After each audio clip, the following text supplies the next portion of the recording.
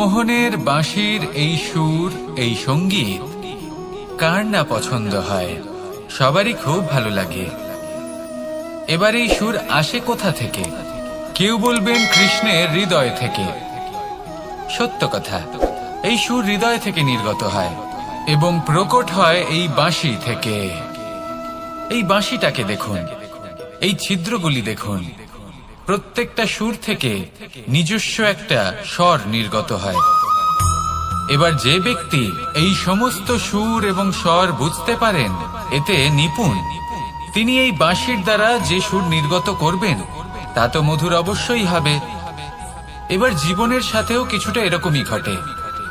জীবনের কিছু নীতি থাকে, অর্থ, কুটুম্ব এবং আধ্যাত্মিক।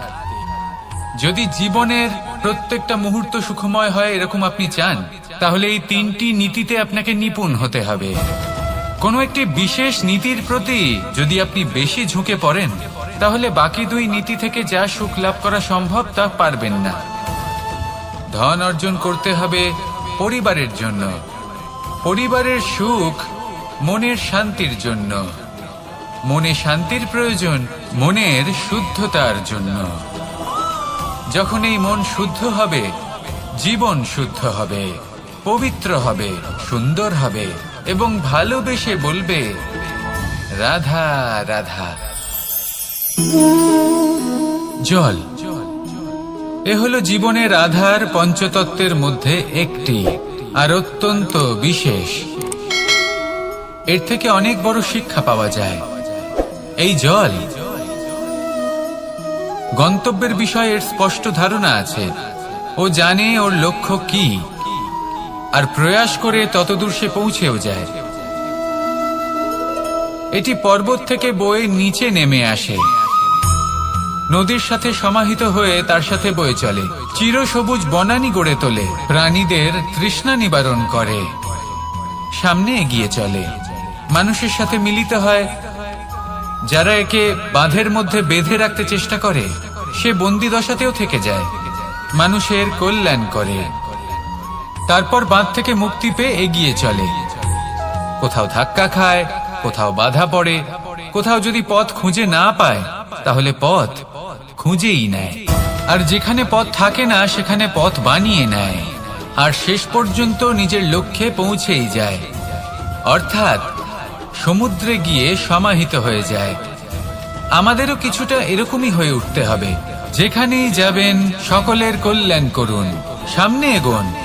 আপনি কোথাও পড়ে গেলে, ধাক্কা খেলে আঘাত লাগবেই, উত্থান পতন লেগেই থাকে। সামনে এগোতে থাকুন।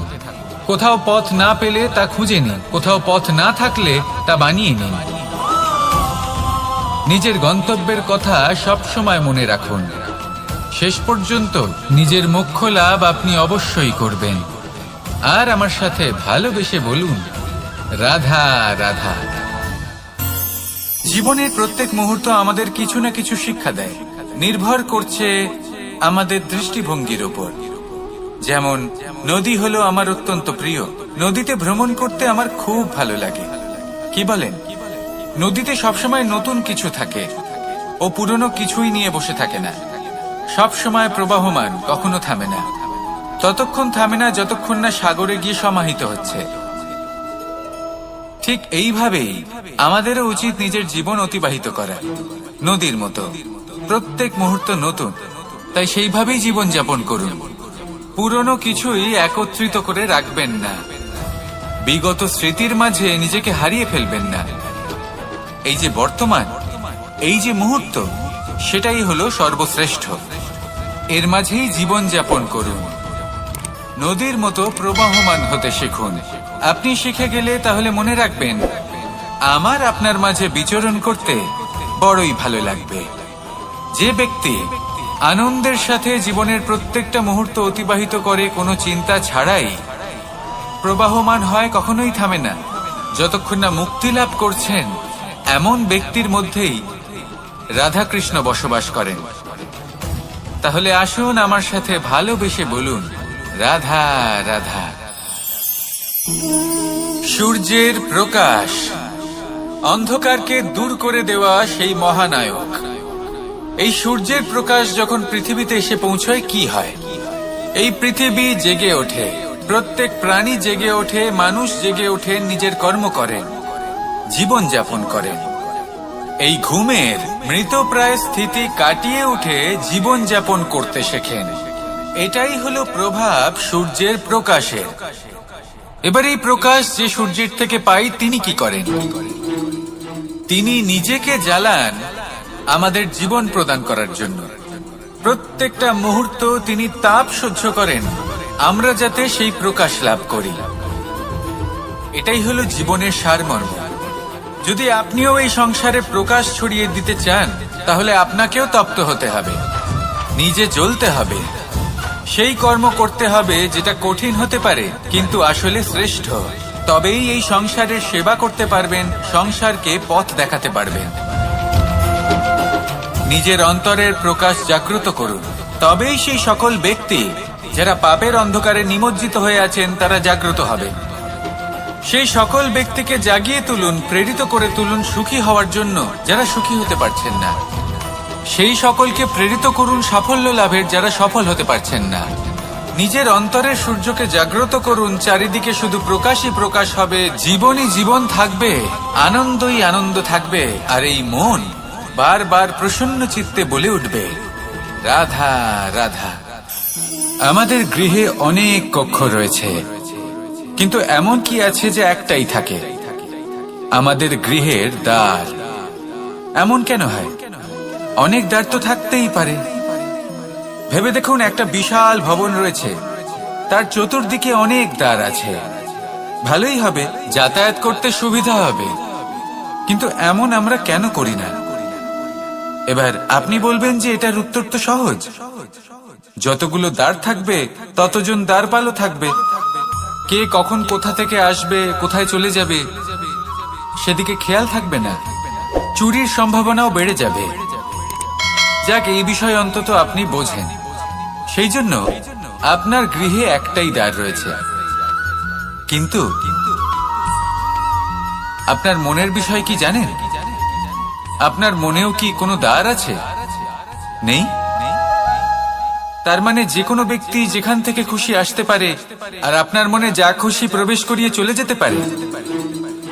কোনো বাধার সম্মুখীন না হয়ে কোনো ব্যক্তি আপনার মনে যা কিছু প্রবেশ করিয়ে চলে যাবে, তা সে আমাদের পক্ষে শুভ হোক, অশুভ হোক বা যতই ঘাতক হোক না কেন। সেই ভাবনা হতে পারে বাসনাময়, ক্রোধে পরিপূর্ণ, মতভেদে পরিপূর্ণ, বিদ্বেষ বা অহংকারে পরিপূর্ণ, বা কোনো ব্যর্থ ভাবনা হতে পারে। বিশ্বের যে কোনো ভাবনা মনে এসে বসবাস করতে পারে। এবার মনে যা ভাবনা থাকবে মন সেটাই অনুভব করবে। নেতিবাচক ভাবনা যদি মনে ঘর করে মন সুখ অনুভব কি করে করবে? সেই জন্য আবশ্যক হলো মনের মাঝে ইতিবাচক সত্তার দ্বার গড়ে তোলা। অর্থাৎ কোনো ভাবনা যদি আসে এবং ইতিবাচক হয় তাহলে তাকে মনে প্রবেশ করতে দিন। যদি তা আপনাকে আর্থিক, সামাজিক, পারিবারিক, আধ্যাত্মিক লাভ দেয় তাহলে তাকে প্রবেশ করতে দিন। যদি না দেয়, যদি তা নেতিবাচক ভাবনা হয় তাকে দ্বার থেকেই আবার ফিরিয়ে দিন। যত শুভ চিন্তায় থাকবে এই মন, ততই শুভ হবে আপনার জীবন। আর এই মন সুপ্রসন্ন হয়ে বলবে রাধা রাধা। আমি জীবনে অনেক ভালো মানুষের সংস্পর্শে এসেছি। এমন ব্যক্তি যিনি আজীবন জ্ঞান লাভ করে থাকেন, পড়তেই থাকেন, জ্ঞান অর্জন করতেই থাকেন, অত্যাধিক জ্ঞান অর্জন করতে থাকেন। কিন্তু এইটুকুই কি যথেষ্ট? ধরে নিন কোনো ব্যক্তি শিল্পকলার বিষয়ে অনেক বই পড়ে ফেলেছেন, কিন্তু কখনো শিল্পকর্মই করেননি। তাহলে সেই জ্ঞানের কি লাভ? কোনো লাভ নেই। এবার এটাই আমাদের জীবনে শেখা প্রয়োজন। আমরা জ্ঞান অর্জন করি কিন্তু তা যাপন করি না, তা কর্মজীবনে প্রয়োগ করি না। তাহলে এতে কি লাভ হবে? জ্ঞান আছেই সেই জন্য যাতে আমরা জীবনকে আরো শ্রেষ্ঠ করে তোলার জন্য তাকে প্রয়োগ করি। এই জ্ঞান এবং কর্মের একসাথে পথ চলাটাই আবশ্যক। তবেই এই জ্ঞান অভিজ্ঞতায় পরিণত হবে। আর অভিজ্ঞতা দ্বারা যে জ্ঞান লাভ হয় সেটাই সবথেকে বেশি গুরুত্বপূর্ণ, সেটাই হলো সবথেকে বেশি লাভদায়ক। সেই জন্য শুধু জ্ঞান অর্জন করবেন না, তাকে প্রয়োগ করুন, তাকে কর্মজীবনে প্রয়োগ করুন, জীবনকে আরো শ্রেষ্ঠ করে তুলুন। আর আমার সাথে ভালোবেসে বলুন, রাধা রাধা। আমরা সবাই প্রকাশের অনুগামী। সূর্যের থেকে আমরা প্রকাশ লাভ করি এবং সেই প্রকাশের কারণে আমরা সবকিছু দেখতে পাই। আর হয়তো সেই জন্য আমরা সূর্যকে এত মান্য করি, তাকে সম্মান করি, তাকে পুজো করি। কিন্তু এই সংসারে শুধুমাত্র সূর্যই কি আছেন যিনি প্রকাশের উৎস? না। যখন সূর্যাস্ত হয় তখন কি হয়? তখন চন্দ্রমা প্রকাশ দিয়ে থাকেন, উনি আমাদের পথ দেখান। আর যখন চন্দ্রমা থাকেন না তখন কি হয়? তখন আমাদের গৃহ প্রকাশময় করে তোলে ছোট্ট একটা প্রদীপ। অর্থাৎ আকার বা নাম গুরুত্বপূর্ণ নয়, গুরুত্বপূর্ণ হলো গুণ। আপনিও এই গুণগুলি আপন করুন। চন্দ্রমা বা প্রদীপের মতো সূর্যের অনুপস্থিতিতেও প্রকাশের কিরণ ছড়িয়ে দিন। সৎপথে চলুন আর আমার সাথে ভালোবেসে বলুন, রাধা। জীবনে কখনো কখনো আপনি কি অর্জন করেছেন, তার থেকেও বেশি গুরুত্বপূর্ণ হলো এটা যে আপনি কি ত্যাগ করেছেন। কিন্তু কোন কোন বিষয়ে সাবধান থাকতে হবে তা মন দিয়ে শুনুন। জীবনে যখনই আপনি আপনার লক্ষ্য স্থির করবেন তখন ভ্রম থেকে সাবধান থাকুন, কারণ তা আপনাকে লক্ষ্যভ্রষ্ট করে দিতে পারে। যখন যাত্রা করবেন তখন আলস্য থেকে সাবধান থাকুন, কারণ সেটা আপনাকে আপনার যাত্রা পূরণ করতে দেবে না। যখনই ন্যায় করবেন তখন বন্ধুদের থেকে সাবধান থাকুন, কারণ তারা আপনার ন্যায় করার ক্ষমতা দুর্বল করে দিতে পারে। যখনই সাফল্য লাভ করবেন অহংকার থেকে সাবধান থাকুন, কারণ তা আপনার সাফল্য আপনার কাছে বেশি দিন ধরে রাখতে দেবে না। আর যখনই আপনি প্রেম করবেন নিজের থেকে সাবধান থাকুন, কারণ আমি আপনাকে কখনো আমরা হতে দেবে না। রাধা রাধা। সাপ, এই শব্দটা শুনলেই মনের মধ্যে এক ধারণা তৈরি হয়, বিষে ভরা, ফোঁস আওয়াজ করা এক ভয়ানক জীব। যদি এই সাপ কারোর বাড়িতে ঢুকে পড়ে কোলাহল সৃষ্টি হয়ে যায়, লোকে সুরক্ষিত স্থান খুঁজতে থাকে, ভিড় জমা হয়ে যায় সেই সাপের প্রাণ নেওয়ার জন্য। কিন্তু যদি এই সাপ কোনো মন্দিরে দেখতে পাওয়া যায় তাহলে কি হবে? তফাতের কারণ হলো সংস্পর্শ আর স্থান।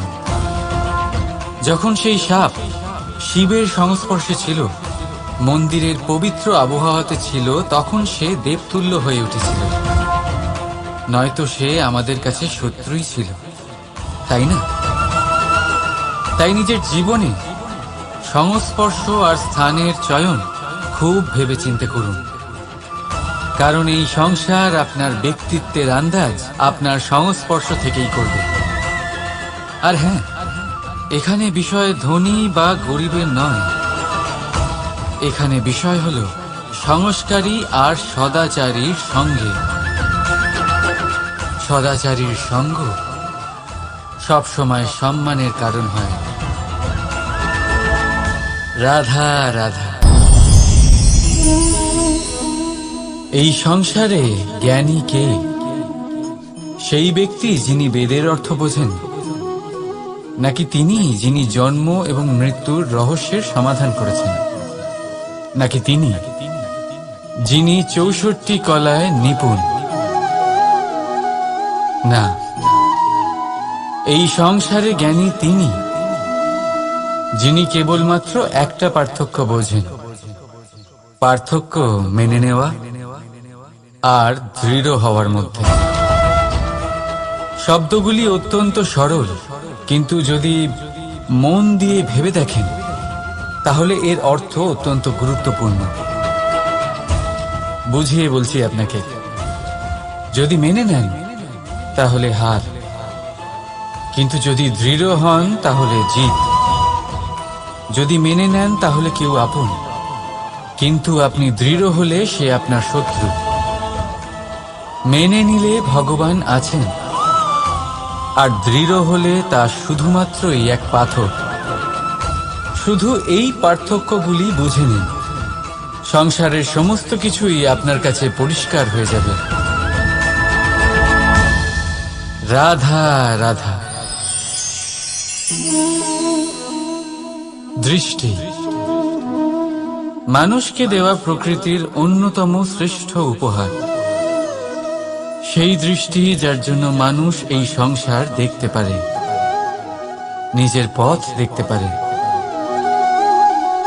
কিন্তু সংসারে দৃষ্টি লাভ করেও সবাই মহান হতে পারে না, প্রসন্ন হতে পারে না। প্রসন্ন শুধুমাত্র তারাই হয় যাদের দৃষ্টিভঙ্গি শুভ হয়। এবারে যারা গোলাপে শুধুমাত্র কাঁটা খুঁজে পায়, আপনার ভাবনাগুলিকে শুভ করুন আর ভালোবেসে বলুন রাধা রাধা। আমার সামনে রয়েছে গরুর দুধ, যা 2 দিন পর্যন্ত ভালো থাকে। যদি এই দুধ গরম করে জমানো হয় তাহলে তৈরি হয় দই, যা 3-4 দিন অবধি ভালো থাকে। যদি এই দইকে মন্থন করেন তৈরি হবে মাখন, যা অনেক সপ্তাহ ভালো থাকে। আর যদি এই মাখন ফোটানো হয় তাহলে তৈরি হয় ঘি, যা বহু বছর ভালো থাকে। মানেটা বুঝলেন? তাপ আর মন্থন।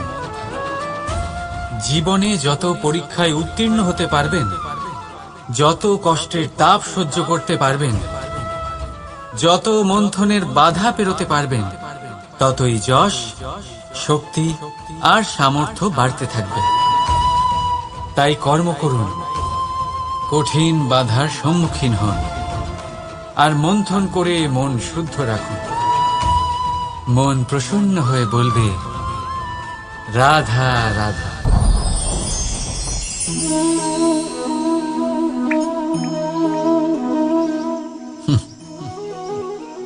আকাশ থেকে ঝরে পড়া বৃষ্টির ফোঁটা বড়ই শীতল, মিষ্টি আর পবিত্র হয়, কিন্তু সবার ভাগ্য ভিন্ন ভিন্ন হয়।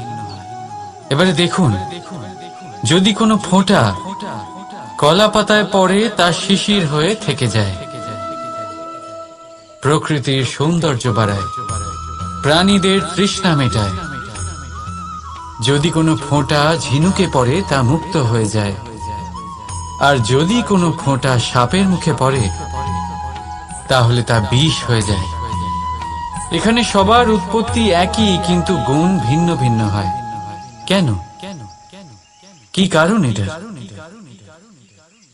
কারণ হলো সংস্পর্শ। সংস্পর্শ বড়ই প্রভাবশালী হয়। চাইলে সে আপনার উত্তরণ ঘটাতে পারে, আবার চাইলে আপনার পতনও ঘটাতে পারে।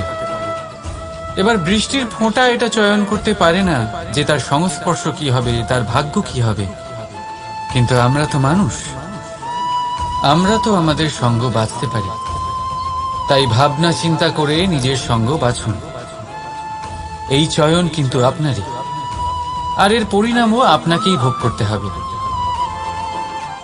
রাধা রাধা।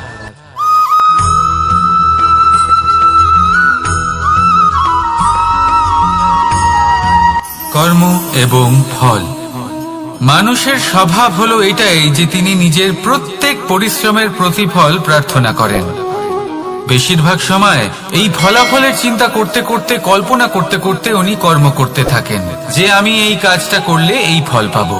সেই সব কল্পনা করতে থাকেন যা না তার হাতে আছে, না আছে অধিকার, আর না আছে নিয়ন্ত্রণ।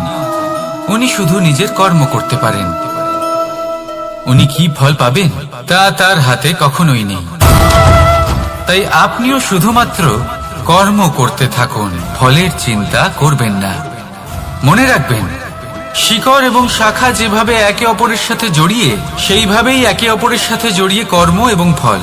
যেরকম কর্ম আপনি করবেন সেরকম ফল আপনি অবশ্যই পাবেন। তাই এই ফলের আশায় কর্মের সময় কখনোই নষ্ট করবেন না, কারণ যে ব্যক্তি সময় নষ্ট করেন, সময় সেই ব্যক্তিকে অবশ্যই নষ্ট করে দেয়। কর্ম করুন নিঃস্বার্থভাবে, ফলের চিন্তা করবেন না, আর আমার সাথে ভালোবেসে বলুন রাধা রাধা। কর্ম এবং ফল, দেখতে গেলে এই সমস্ত ব্রহ্মাণ্ড এই দুইয়ের মাঝেই স্থির হয়ে আছে। মানুষজন কর্ম করেন ভালো ফল লাভের আশায়, আর ভালো ফল লাভের আশায় উনি এটাই ভুলে যান যে উনি যে কর্ম করছেন তা কি করছেন।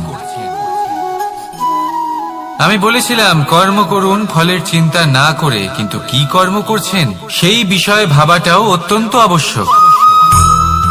নয়তো অনেক সময় আমরা এমন কর্ম করে ফেলি যা না চাইতেও বিষে পরিণত হয়, যা হয়েছে দুঃশাসনের সাথে, দুর্যোধনের সাথে, গুরু দ্রোণের সাথে। একজনের মানসিকতা উচিত ছিল না, একজনের বিবেক উচিত ছিল না, আরেকজন যে পক্ষ নির্বাচন করেছিলেন সেই পক্ষ উচিত ছিল না। আর যা কিছু ওনাদের সাথে হলো, আপনার আমার আমাদের সকলের সাথে তা হতে পারে। আমি বলেছিলাম কর্ম করুন, ফলের চিন্তা করবেন না, কিন্তু এই কর্মের বিষয়ে বিচার করে দেখাটাও ততটাই আবশ্যক। দেখুন, কর্ম করার উচিত প্রক্রিয়া ফলের চিন্তা না করা, কিন্তু যদি আপনার কর্ম শুভ হয় তাহলে তার ফলও নিয়তি আপনাকেই দেবে। সর্বদা কর্ম করার সময় এটা ভাবুন যে আপনার এই কর্ম এই সংসারকে, এই সমাজকে, আপনার পরিবারকে, আপনার আশেপাশের মানুষজনকে কোন দিশায় নিয়ে যাবে। যদি এটা সবার জন্য মঙ্গলময় হয় তাহলে কর্ম করতে থাকুন। আর হ্যাঁ, নিশ্চিত রূপে ফলের চিন্তা করবেন না। আসুন আমার সাথে ভালোবেসে বলুন রাধা রাধা। বটবৃক্ষের বীজ সর্ষের দানার থেকেও ছোট হয়, কিন্তু যখন তা নিজের রূপ ধারণ করে তখন তা বিশাল বৃক্ষের আকার ধারণ করে, যা সহস্র বছর ধরে বেঁচে থাকে, ছায়া প্রদান করে, পাখিদের আশ্রয় প্রদান করে, আর দেয় পথচারীদের বিশ্রাম করার স্থান। কেন? কারণ সেই ছোট বীজ তা মাটির ভেতরে গিয়ে নিজের খোলস ত্যাগ করে। অন্ধকারে থাকে সে, যতই আলো আসুক না কেন, যতই বর্ষা আসুক না কেন, সব সহ্য করে।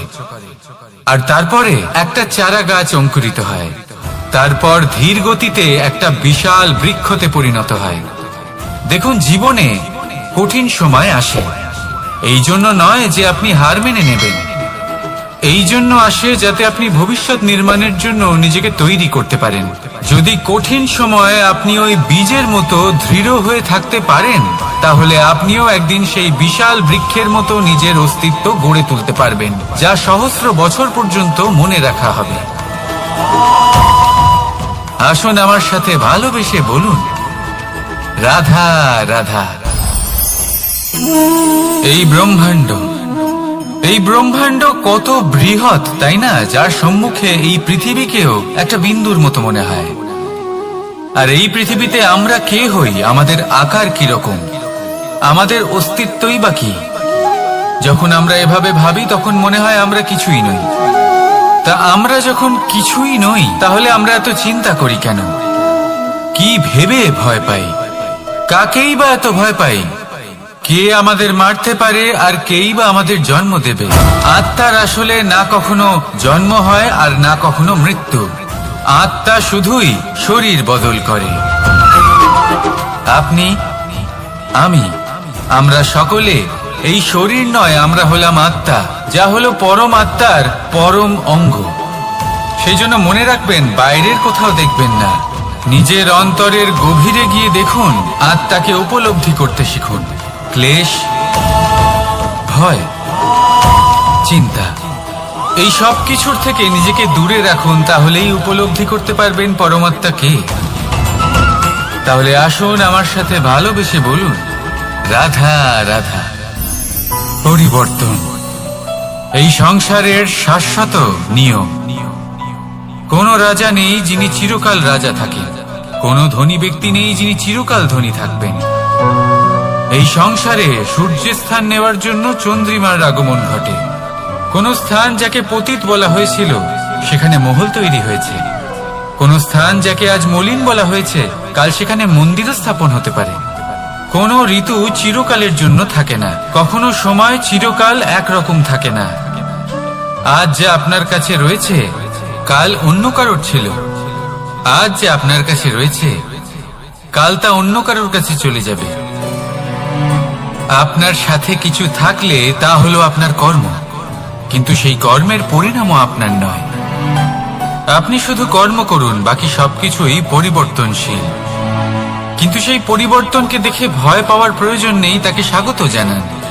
যদি আপনি হাসি মুখে সেই পরিবর্তনকে স্বাগত জানান, তাহলে এই পরিবর্তনও হাসি মুখে আপনার সাথে থাকবে। আসুন আমার সাথে ভালোবেসে বলুন, রাধা রাধা। সঞ্চয়। মানুষের যখন থেকে বোধ বুদ্ধি হয় সঞ্চয় করতে আরম্ভ করে দেন। সঞ্চয় করতে থাকেন ভোজনের, সঞ্চয় অর্থের, সঞ্চয় শক্তির। নিজের জন্য করেন, নিজের পরিবারের জন্য করেন, নিজের স্ত্রীর জন্য করেন, সন্তানের জন্য করেন, সন্তানের সন্তানের জন্যও সঞ্চয় করেন। সঞ্চয় করার জন্য ওনার কাছে অনেক কারণ রয়েছে, কারণ উনি এটা ভাবেন যে এই সঞ্চিত শক্তির জন্য কেউ ওনার কোনো ক্ষতি করতে পারবে না। মানুষ ভুলে যান একটা গুরুত্বপূর্ণ কথা, এই সত্য, উনি এই সংসারে খালি হাতেই এসেছিলেন আর এখান থেকে ওনাকে খালি হাতেই যেতে হবে। যা এখানকার তা এখানেই থেকে যাবে। আর যদি কিছু ওনার সাথে যায় তা হলো ওনার কর্ম, আর কিচ্ছু নয়। তাই যদি কিছু অর্জন করতে চান তাহলে শুভ কর্ম অর্জন করুন, আত্মশক্তি অর্জন করুন, কারণ পরলোকে এটাই হবে আপনার সম্পত্তি। তাহলে কি এটা আপনি অর্জন করতে চান না? আসুন আর আমার সাথে ভালোবেসে বলুন, রাধা রাধা। সদিচ্ছা। দেখতে গেলে 3 অক্ষরে তৈরি এই শব্দ, কিন্তু সমস্ত ত্রিলোক তার উপরেই আধারিত। আপনি এই সংসারে এসেছেন, তখন অবশ্যই শ্বাস নেবেন, কিন্তু তার বদলে আপনাকে কিছু তো দিতেই হবে। আপনার উপর নির্ভর করছে আপনি কি দেবেন। কি দেবেন এই সংসারকে, এই সমাজকে, নিজের পরিবারকে, আর তার বদলে কি নেবেন? যশ নাকি অপযশ?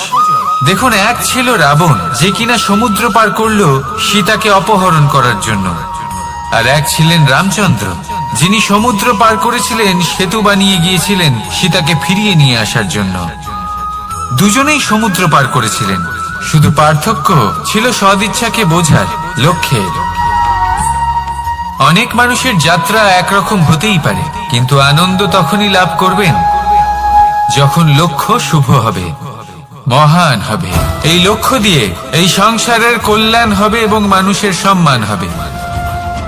যদি আপনার সংকল্প উচিত হয় তাহলে আপনার লক্ষ্য উচিতই হবে, নয়তো শুধুমাত্র বিনাশ হবে। আর উচিত এটাই হবে যে বিনাশের হাত থেকে যেন নিজেকে বাঁচানো যায়, কি বলেন? তাই জীবনে যে লক্ষ্য স্থির করছেন মনে রাখবেন তা যেন শুভ লক্ষ্য হয়। যদি এরকম হয় তাহলে আপনার যাত্রা, আপনার জীবন দুটোই শুভময় হবে। আসুন আর আমার সাথে ভালোবেসে বলুন, রাধা রাধা। সুরক্ষা। এই সুরক্ষা আসলে কি? এটা কি কোনো কবচ নাকি কোনো সীমা? এই সুরক্ষা আসলে অন্য কিছু। আমাদের মাতা পিতা, আমাদের প্রিয়জন, আমাদের বন্ধু, এই সমাজ, আমাদের শুভাকাঙ্ক্ষী, আমাদের আত্মীয়, এনারা সবাই আমাদের জীবনে কোনো না কোনো ভাবে সুরক্ষা দিয়ে থাকেন, একটা কবচ দিয়ে থাকেন কোনো না কোনো রূপে। কিন্তু দেখতে গেলে আমাদের পরাক্রমের পথে, আমাদের বীরত্বের পথে, আমাদের সাহসের পথে এই সুরক্ষাই সব থেকে বড় বাধা হয়ে দাঁড়ায়। একবার ভেবে দেখুন, যদি আপনি কোনো সুরক্ষাই না পান, বা যদি আপনি এই সুরক্ষা ভেঙে বাইরে আসতে পারেন, তাহলে আপনার বীরত্ব চরম সীমায় পৌঁছে যায়। কেন? কারণ তখন আপনি জানেন যে এই সংসারের সম্মুখীন আমাদের নিজেদেরই হতে হবে। আপনি বুঝে যান যে শত্রুর সম্মুখীন এবার নিজের বলের দ্বারা, নিজের পরাক্রমের দ্বারা, নিজের সাহসের দ্বারা করতে হবে। আর তখন আমাদের মনের মধ্যে এই শক্তি জাগ্রত হয়। এই শক্তি অন্তরেই বসবাস করে। শুধু এটা চিনে নিতে হবে, একে জাগ্রত করতে হবে, আর এটা সুরক্ষা ভেঙে যাওয়ার পরেই সম্ভব হয়। আর যারা নিজের শক্তি সম্পর্কে জানেন, যিনি নিজেই জানেন তিনি কতটা শক্তিশালী, তিনি নিজেই নিজের সুরক্ষা কবচ চিরকালের মতো ভেঙে ফেলে দেন, ঠিক কর্ণের মতো। আর তারপরে দেখুন, আপনার পরাজয় হোক বা বিজয়ী হোক না কেন, সেটাই অনেক বড় হয়, সেটাই প্রশস্ত হয়ে থাকে। সেই জন্য ত্যাগ করুন নিজের ভয়কে, নিজের আশেপাশের এই সুরক্ষা চক্রকে ভেঙে ফেলুন, আর সম্মুখীন হন এই সংসারে, নিজের শত্রুর সম্মুখীন হন। পরাক্রমের এই অঙ্কুর, তা অঙ্কুরিত হওয়ার জন্য বীজের উপরের এই কবচ, এটা ভেঙে যাওয়া অতি আবশ্যক। আসুন আমার সাথে ভালোবেসে বলুন, রাধা রাধা। যখন আমরা হাঁটতে থাকি আর আমাদের পায়ে কাঁটা বিঁধে যায়, তখন মুখ দিয়ে আহ বেরিয়ে আসে, কান্না চলে আসে, আর অনেক সময় অভিশাপও বেরিয়ে আসে। কিন্তু আমরা কি কখনো এটা এইভাবে দেখেছি, এইভাবে ভেবেছি যে আমরা যে পথে চলেছি সেই পথে কাঁটা বিঁধেছে, নাকি আমরা সেই পথ নির্বাচন করেছি যাতে শুধুই কাঁটা রয়েছে? নাকি আমরা এভাবে ভেবে দেখেছি যে এই কাঁটা আমাদের কষ্ট দিতে এসেছে, নাকি এটা আমরাই বিছিয়ে রেখেছিলাম? সাবধান থাকা উচিত ছিল, কারণ কাঁটা বিঁধলে যন্ত্রণা হবে, চিৎকার করে ফেলতে পারি, মুখ থেকে অভিশাপও বেরিয়ে আসতে পারে। কিন্তু এই অভিশাপ শুধুমাত্র আমাদের তরফ থেকে অভিশাপ হয়, সামনের ব্যক্তিটির ওপরও নির্ভর করে। এবার সেই ব্যক্তি যদি এমন হয় যে ফুল আর কাঁটা এই দুই সমানভাবে গ্রহণ করতে পারে, তার কাছে অভিশাপও বরদানে পরিণত হয়। শেষ পর্যন্ত ব্যাপারটা দাঁড়ায় ভাবনা, চিন্তা, দৃষ্টিভঙ্গির ওপর। কারণ আপনার এই ভাবনাই সত্যি হয়ে সামনে আসে। সেই জন্য এই ভাবনা, চিন্তা, মানসিকতাকে গুরুত্ব সহকারে দেখবেন। এই বিবেচনা নিয়ে বিবেচনা করতে শিখুন। আমার কথার অর্থ হলো যে জীবনে যখন এরকম কিছু একটা ঘটবে, তখন ভেবে দেখুন যে এরকম কেন হলো। আপনি কি এমন কোনো কর্ম করেছিলেন যার কর্মফল এটা? এমন কোনো কাজ যা অনুচিত ছিল, অসত্য ছিল, যা অভদ্রতার কারণ ছিল? ভেবে দেখা প্রয়োজন। দেখুন, ইচ্ছে হলো আপনার যে আপনি কি করতে চান, ভাবনা আপনার, সত্য আপনার, জীবন আপনার, সিদ্ধান্ত আপনার। আসুন আর আমার সাথে ভালোবেসে বলুন, রাধা রাধা। সময়, এই সময় আসলে কি? এই সময় একটা সরল রেখা তো কখনোই নয়। সময় হলো একটা চক্র, যেখানে এর আদি সেখানেই হলো এর অন্ত, আর যেখানে তা শেষ হয় সেখান থেকেই তার শুরু হয়। এই সময় একটা অত্যন্ত বিচিত্র চিন্তা, বিচিত্র ভাবনা, একটা বিচিত্র বস্তু যা কেউ বুঝতে পারেন না। এই সময়ের লীলা, এর কোনো প্রমাণ নেই, কোনো জ্ঞান নেই, কোনো পরিমাপ নেই। শুধু এটুকু আমরা জানতে পারি, যেখানে শেষ হবে সেখান থেকে একটা নতুন সূচনাও হবে। যা আজ আপনার কাছে আছে, কাল অন্য কারোর কাছে যাবে, তারপরে তার কাছ থেকেও অন্য কারোর কাছে যাবে, তারপরে তার থেকেও ছিনিয়ে নেওয়া হবে। এই নিয়তির একজনের কাছ থেকে অন্যজনের কাছে আদান প্রদানের এই সময় হলো আপনার সময়। এই সময়ের সদ্ব্যবহার করুন, এই সময়কে বাঁচুন। আপনাকে শুধু এটাই সুনিশ্চিত করতে হবে যে আপনি কোন পক্ষে আছেন। আর সত্যি বলতে কি, আপনার জীবনের পরিণাম নির্ভর করে আপনার নির্বাচনের ওপর। আপনি কোন পক্ষ নির্বাচন করছেন। তাহলে মনে রাখবেন, জীবনে সেই পক্ষই নির্বাচন করবেন যা চয়ন করার পরে আপনি সুখ অনুভব করবেন, আপনি সন্তোষ লাভ করবেন, প্রসন্নতা লাভ করবেন। আর আমি এটাই সুনিশ্চিত করব যে এই পক্ষ যেন শান্তির পক্ষ হয়, এই পক্ষই যেন প্রেমের পক্ষ হয়, তাহলে চিন্তা করবেন না, আর আসুন আমার সাথে ভালোবেসে বলুন রাধা রাধা। দৃষ্টি আর দৃষ্টিভঙ্গি, এই সমগ্র লীলা হলো এই দুইয়ের। বিচিত্র হতে পারে, কিন্তু এটাই সত্যি। এবার আপনাকে একটা উদাহরণ দিয়ে বোঝাই। অনেক সময় আপনি কোনো ব্যক্তিকে এটা বলতে শুনবেন যে আমি আমার নিজের উপরে গর্ব করি, আমি নিজেকে নিয়ে গর্ব করি, আমি খুব ভালোভাবে আমার মা বাবার সেবা করি, ওনাদের আমি সবসময় সুখী রাখি, ওনাদের আমি একটা বাড়ি দিয়েছি, সকল সুখ সুবিধা দিয়েছি, ওনাদের জীবনে প্রত্যেক জিনিস দিয়েছি আর দেব যা তাদের প্রয়োজন। এবার আমাকে বলুন যে আপনি কে হন? আপনি হলেন সেই বীজ যা আপনার মাতা পিতা রোপণ করেছেন। আপনার মা বাবাই আপনাকে এই সংসারে জন্ম দিয়েছেন। এবার এইসব কথার কি তাৎপর্য? এই হলো সেই ব্যক্তির দৃষ্টিভঙ্গি। এবার দেখা যাক এই প্রকৃতি আমাদের কি শেখায়। কখনো কোনো গাছকে দেখবেন, যখন সেই গাছে ফল আসে, সে মালিকে এটা বলে না যে দেখো আমি তোমাকে ফল খেতে দিচ্ছি। সেই বৃক্ষ এটা বলে না যে দেখো আমি তোমায় আহার করতে দিচ্ছি, কারণ ও জানে যে এটা হলো সেই মালির পরিশ্রম, এটা হলো তারই কর্মের ফল, আর এটা তারই পাওয়া উচিত। সে বলে যে তোমার জিনিস তোমাকেই অর্পণ করলাম, এ আমার জিনিস নয়। ও জানে সেই মালির গুরুত্ব আসলে কি। এটা হলো তার দৃষ্টিভঙ্গি। সেই জন্য আপনি জীবনে কোন ব্যক্তির মধ্যে, কোন পশু পাখির মধ্যে, কোন প্রাণীর মধ্যে, কোন পরিস্থিতিতে, কোন আবেগের মুহূর্তে কি দেখতে পাচ্ছেন, সেটা আপনার দৃষ্টিভঙ্গির উপরে নির্ভর করছে। তাই নিজের মনে ধন্যাত্মক ভাব জাগ্রত করুন, শুভ চিন্তা নিয়ে আসুন।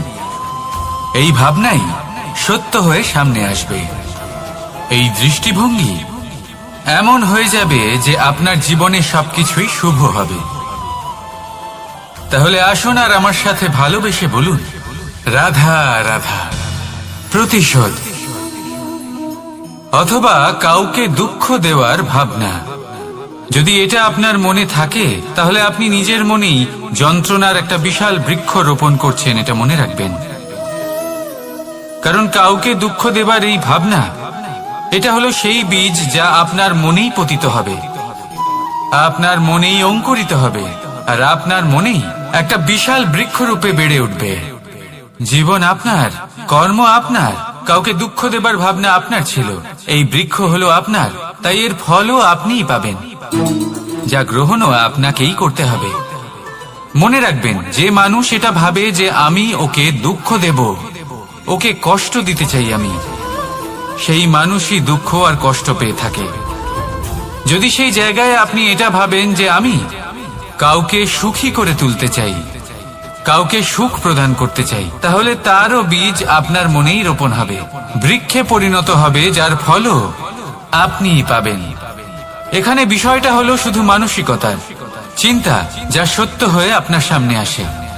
তাহলে এই মানসিকতা শুভ করুন, সবার জন্য মঙ্গল কামনা করুন।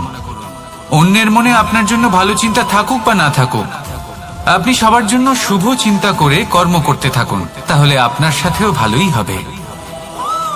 তাহলে আসুন আর আমার সাথে ভালোবেসে বলুন রাধা রাধা।